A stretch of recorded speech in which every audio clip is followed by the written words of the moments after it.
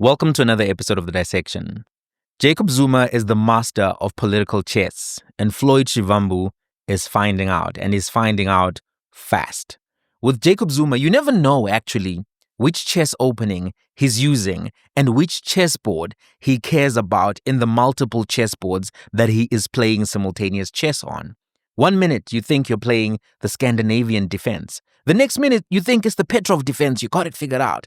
And the next minute, you find out that it was the Karo Khan game all along. That's Zuma for you, within the world of politics, within the world of South African politics. He's definitely one of the most sophisticated political chess players that are currently playing the game of chess in South Africa. And Floyd Shivambu, as I said, is finding out.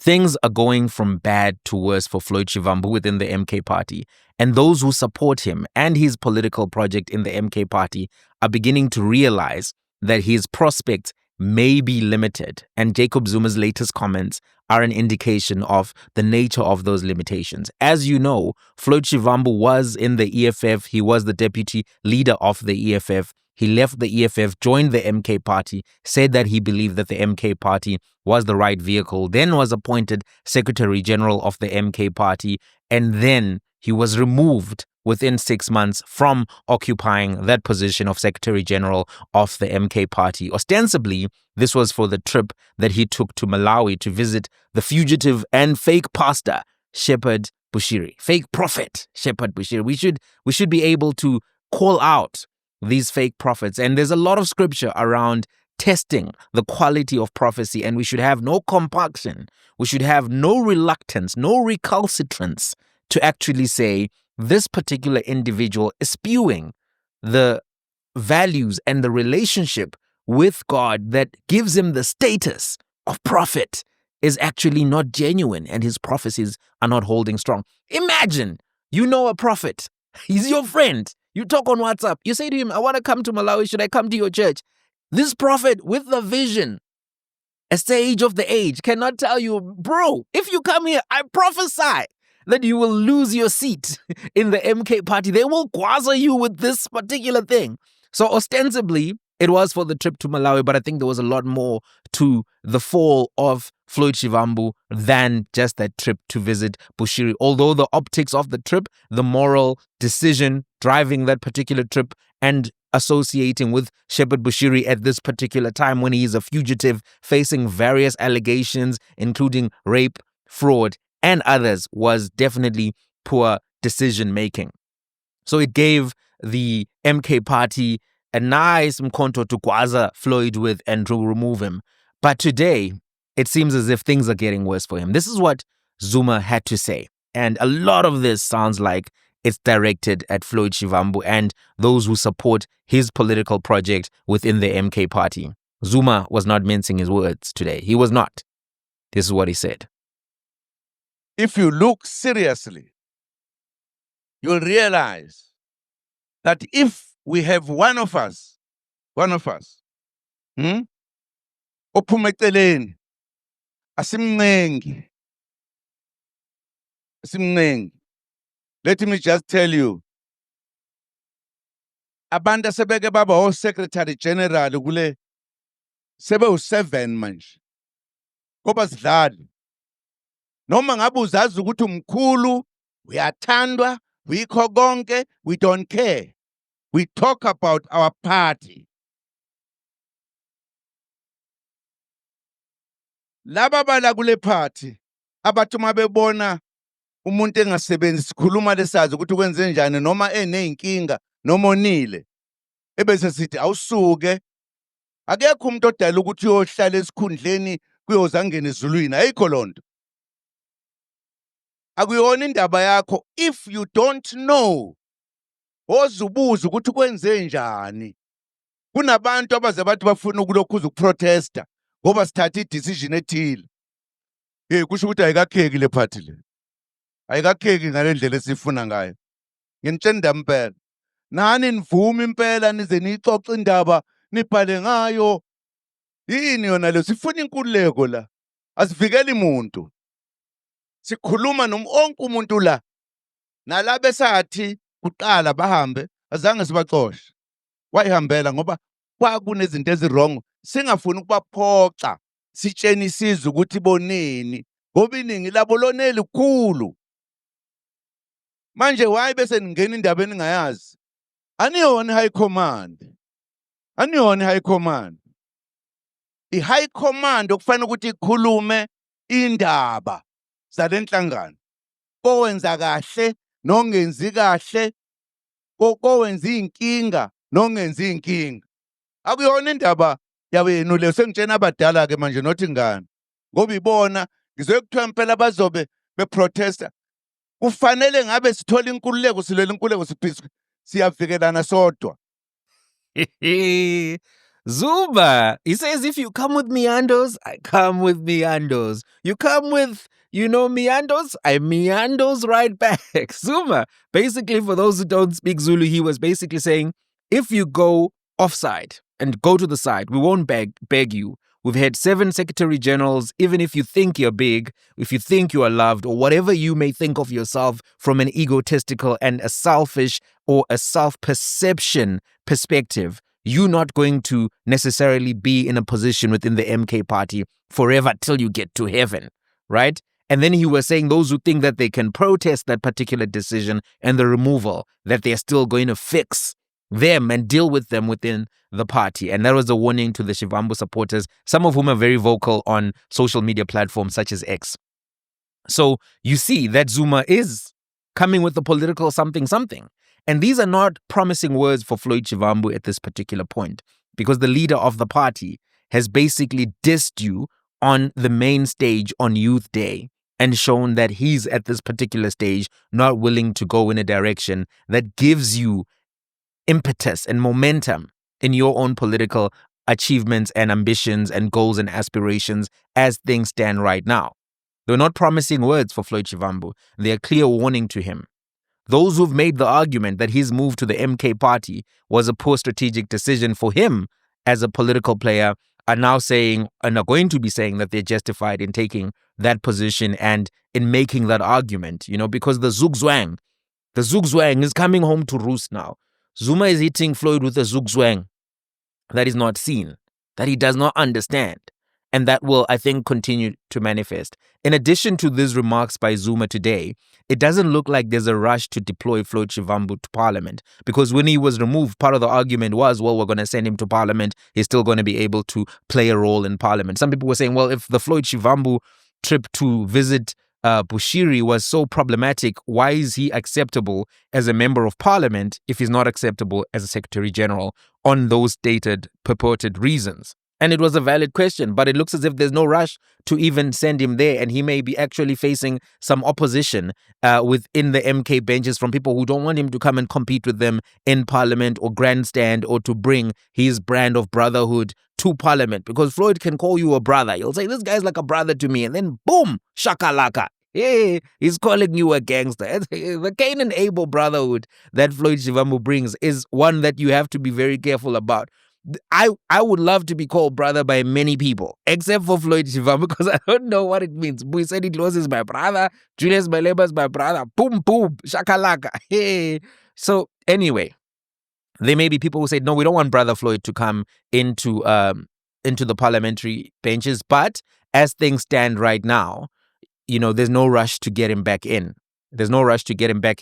And it seems as if when the MK party was asked about this, they were saying, look, he's not necessarily on the list as things stand right now. And it would have been good for him to go into Parliament to, play the role that he understands in the parliamentary benches. He spent a lot of time in Parliament. He has a lot of experience there, participating in a forum that's getting a lot of attention, grilling ministers, participating in questions to the president, deputy president. There's a lot of nice moments that you can get when you're a member of Parliament that we shouldn't underplay, right? It would have been a forum that he could have really distinguished himself and back some credibility, street cred. But it looks like, as I said, there's no rush for this, because he's not currently on the party list for parliamentary candidates unless the party revises that list and removes certain existing names. And this was part of the discussion which happened on Wednesday. The MK party confirmed that Shivambu's name has not been submitted for parliamentary consideration yet. It may happen. Nhlamulo Ndlela said they were busy with the process of ensuring that the parliamentary list was submitted properly and procedurally. According to Nhlamulo, they said they're trying to fast track the process with the speaker and amending the list of people who should be in parliament at the moment. And Floyd may end up on that list, but as things stand, he may not actually end up on that list. And it looks like Shivambu actually understands that the chess game right now, when he does his board analysis, that his positional play is not looking good for him in the MK. And he's actually made a contingency plan, in my opinion, to keep his political ambitions going and to stay in the game. He has now said that he will be volunteering for the Mausa Workers Union. And this is part of what he said this week around his mobilization within that Mausa Workers Union. I was speaking to the president earlier, President Robert Mwete, and asked him as to how many provinces does Mausa exist in. And he said it's in Gauteng, in the Free State, in the Northwest, in Limpopo, but we do not have yet a proper existence of Mausa in other provinces. This is despite the fact that in the whole of South Africa, workers who are organized under the expanded public works programs and the community workers program face the same conditions. So, comrades, you will know that until a week ago, I had a full-time responsibility as a Secretary General Koto Sizwe. Now I do not have any full-time responsibility. So I said to the president, I'm coming to volunteer to be doing work of Mausa in the whole of South Africa. I came to volunteer to go and assist the growth and presence of Mausa in the provinces of Eastern Cape, Western Cape, Northern Cape, and the province of KwaZulu-Natal. So Mausa must have members in all the regions of KwaZulu-Natal, from Utukela region to Amajuba, to eThekwini, to Ilefe, to Ugu, to Zululand, to Mukanyakode. Must have members in Umgumgunto. Mausa must have members and activists in all the regions of the Eastern Cape. There must be members of Mausa in Jotabe region, in Krisani region, in Amaton, in OR Tapo, in Alfred, in Zoe, in Nelson Mandela Bay, in Sarah Bartman. There must be existence of Mausa in all the regions of the Western Cape, in Cape Metro and Overberg, in the Southern Cape, in Central Karoo and in the West Coast. The reason why you need a union that exists in all corners of South Africa is because when you are a bigger union that represents all the community workers and EPWP workers of South Africa, your voice is going to be heard, your voice is going to be strong. It's good for him that he has made a plan, to be quite honest. He's showing that, in politics, you have to make strategic moves, and in political circles, you have to think about the next move, next plan. And he's also showing that if you have a talent, for example, in public speaking, research, community organizing, you will be able to play a role in the politics of the day. You will be able to find somewhere to land. And that's motivation for young politicians who are aspiring and thinking, how will I navigate this ever-changing terrain within the South African political space? Get your political science qualifications, participate in SRSC, compete, contest, learn your leadership chops, develop your political thinking, develop your debating skills, develop your public speaking skills, read relevant books for what you're trying to do. And I think you'll be fine in terms of if you can actually tick a lot of the boxes and show that you have some of the talents which you need to be a political player. You'll be fine. You may not always be on the main stage. You may not always be playing for Sundowns. Sometimes you'll be playing for a team that may be getting relegated or that's not in, the Premier League. You'll be in another league, but you'll still be within the space playing the game. And that may be your reality. And it looks like Floyd is understanding that there are places where he can offer value as a brand, as a political figure with connections in media, with an understanding of community organizing. And this looks like what's happening here. I think Floyd also understands that relevance is important in politics and in music, right? And it looks like, he understands that if you have no motion and no organization that you're part of, the media and the public can very quickly move on. Things move fast within the South African political context. Do you remember? Once upon a time, there was a song, Tim, Tim, Tim, go be sick, God. Tim, Tim, Tim, go be sick, God. Oh, Lord. Dun, dun. It's a Pakistan. Sarapatman. Oh, I love that song, man. Hamba no bad. Oh, hamba no. Tim, Tim, Tim, go be sick. Tim, Tim. I love that jam.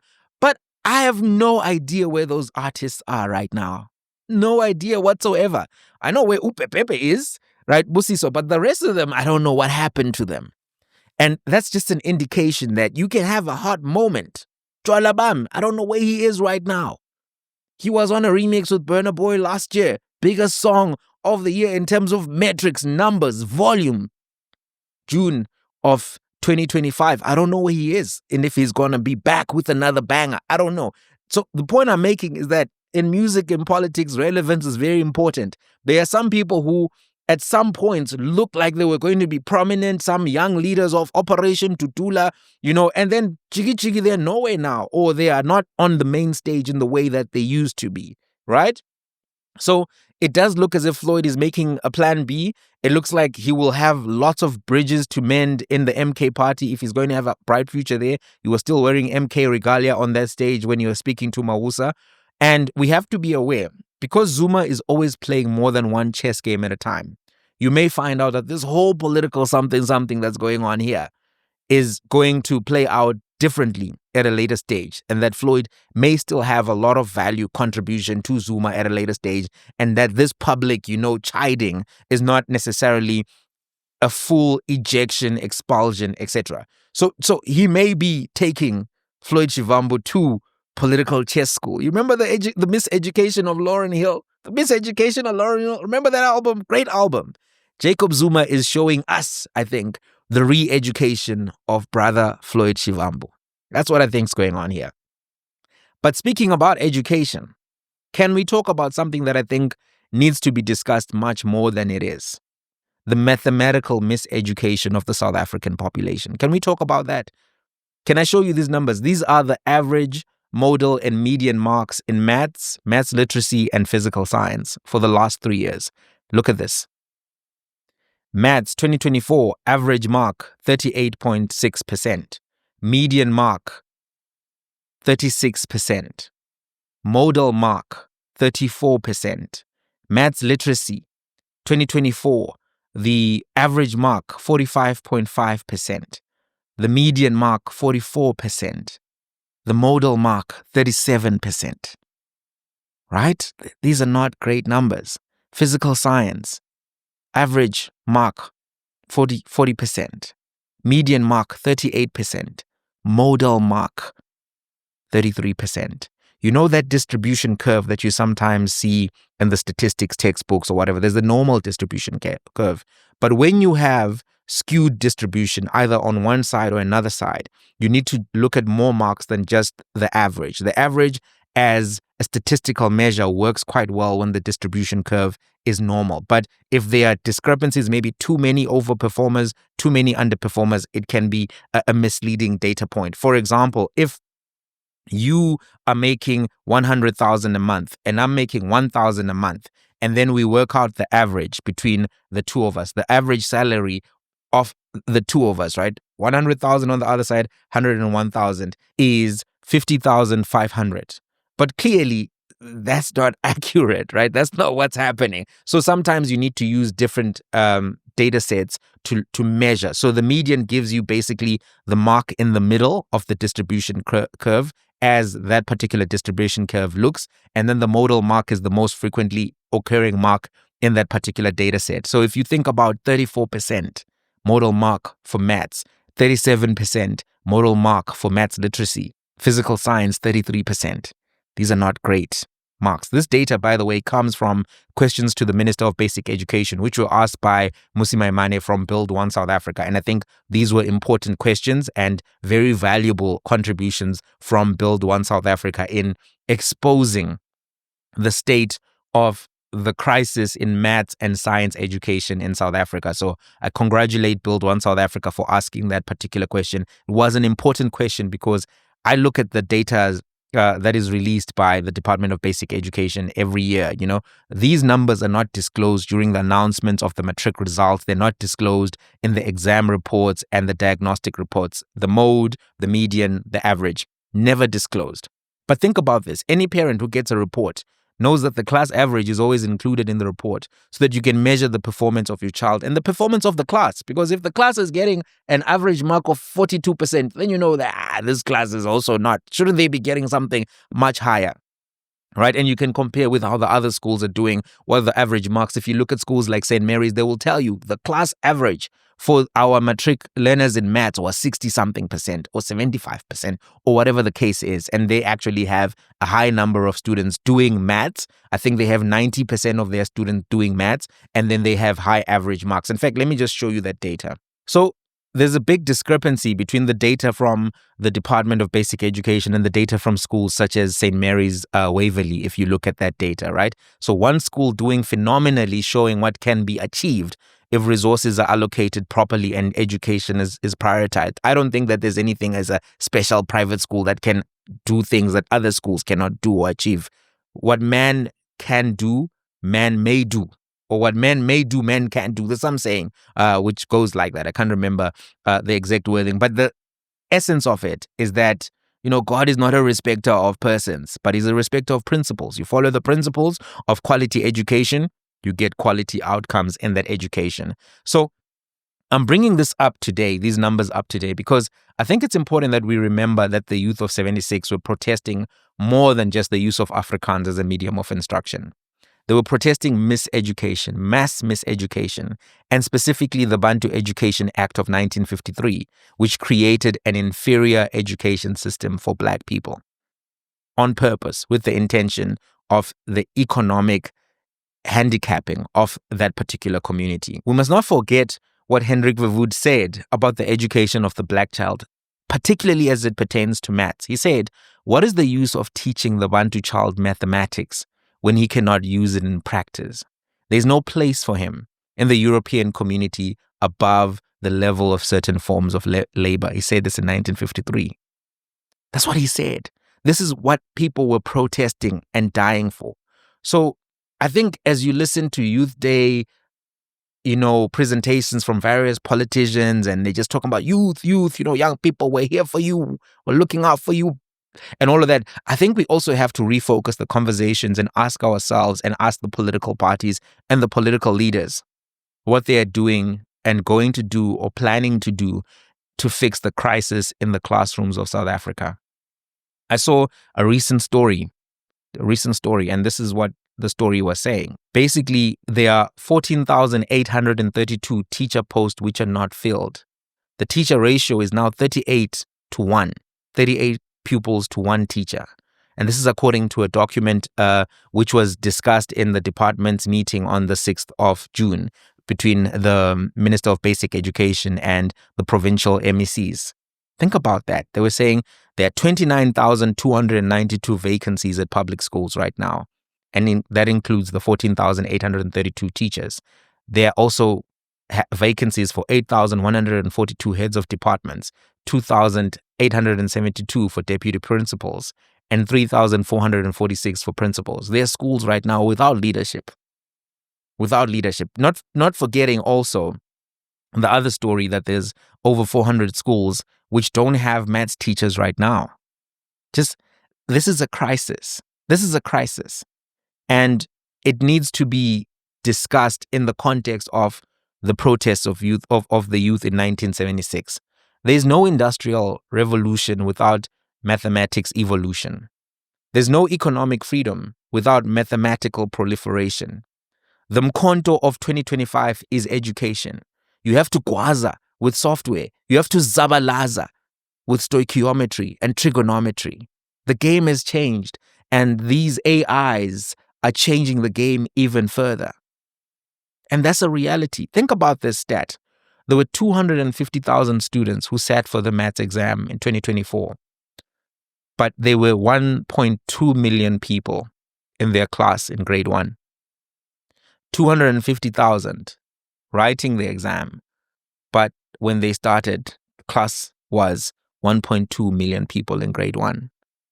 Modal mark of 34 in maths. Something is deeply wrong. Something is deeply wrong. And I think it's what am I trying to say? It's an insult to the sacrifices that were made by the youth of 76. And guess what? The happiest man who is smiling in his grave right now is Hendrik Verwoerd. He's smiling because his plan is being manifested even post the end of apartheid. Think about this. It's something that has to be changed. Proficiency in maths is not genetic or racial. It's not for some races to the exclusion of others. It's not. Anyone can excel in maths, physical science. Biggest lie that we've been told is that maths is hard. It's challenging. It requires attention at times. But what isn't, even English literature, is challenging and requires the same amount of attention. But we keep being told maths is hard, black people are not good at maths, etc. This is just mass deception, false information. When we inculcate that and we see 34%, and we're like, well, not everyone is good at maths. Some people are good with their hands. You buy into it if you do that. Who said black people are not good at maths? The first universities were in Africa. Africans were building sophisticated mathematical architecture for hundreds of years. So you don't think that there was any mathematical knowledge required to build the Mutapa Empire, Mapungubwe, the pyramids? All of these things are playing out in Africa. First universities in Timbuktu. What do you think Timbuktu is? Please, man. Please, let's understand that this proficiency in math is not a genetic thing. It's not just for people in Asia or people in India or people wherever. No, anybody can be good at maths if they are given the ingredients to excel. Right? That's why you can see a diversity of people leading in Silicon Valley. So we mustn't buy this idea that no, there's just an inherent challenge that 34% as an average, as a modal mark is acceptable. 38% as an average is acceptable. We mustn't accept that. Something that needs to be changed. And what we are witnessing from the data is the mass miseducation of the South African population and their deprivation from economic opportunities that require an understanding and a proficiency in STEM. That's what we're witnessing. And as we witness that, we must not forget that young people went out of the classrooms, risked their lives, lost their lives in 1976, fighting for an end to economic subjugation through miseducation. Let's not forget that. And let's hold these political leaders and their organizations to account and refocus them on that crisis that is playing out in the classrooms. What's playing out in the classrooms is like cancer, it's like diabetes, it's like these lifestyle diseases. When the stroke hits you, it hits you like that, right? It's just boom, and you can die from a stroke. But the thing that took you to the point where you were likely to have a stroke happens gradually because of how you're consuming food, how you are living, your lifestyle, your exercise habits, etc., etc. That's the way it works. And then when it hits you, it's all of a sudden. And we have to be aware of that. And this is what's playing out in the classrooms. It's never, something that you can quickly see that, hey, there's a crisis or whatever, but it's a crisis that does play out. And these high levels of youth unemployment those numbers of youth unemployment stem from the failures of the classroom. Then you'll hear politicians talking big game about unemployment and creating jobs, but talking with the whisper about how they want to fix classrooms. It's a big problem. Let's end on that note for today's episode. I don't know, what do you guys think? Let's have a conversation in the chat. I'll meet you in the comments.